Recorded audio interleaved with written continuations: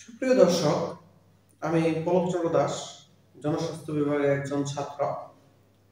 আজ আমি আপনাদেরকে উচ্চ রক্তচাপ বা হাইপারটেনশনের ক্ষেত্রে কোন কোন খাবার খাওয়া যাবে না সে সম্পর্কে বলব। উচ্চ রক্তচাপ একটি নীরব ঘাতক, যা আমাদের শরীরে বিভিন্ন রোগের কারণ হয়ে থাকে।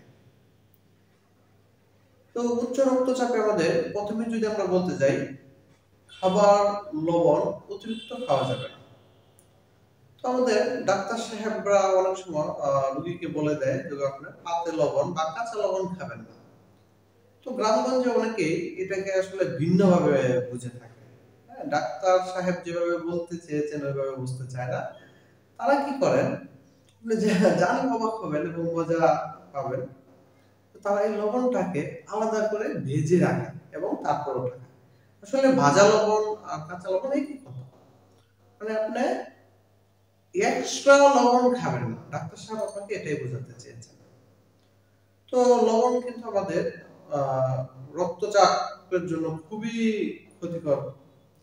তারপরে যদি আমরা বলতে চাই ডিমের কুসুম। ডিমের কুসুমে উচ্চ মাত্রায় কোলেস্টেরল বিদ্যমান। সেজন্য আমাদের ডিমের কুসুমটা পরিহার করতে হবে।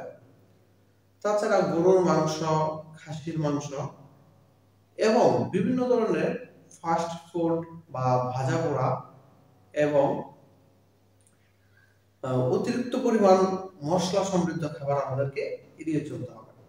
এই খাবারগুলো যদি আমরা মোটামুটি মেইনটেইন করে চলতে পারি, আমাদের উচ্চ রক্তচাপ অনেকটাই নিয়ন্ত্রণে থাকবে বলে আমি আশা করি।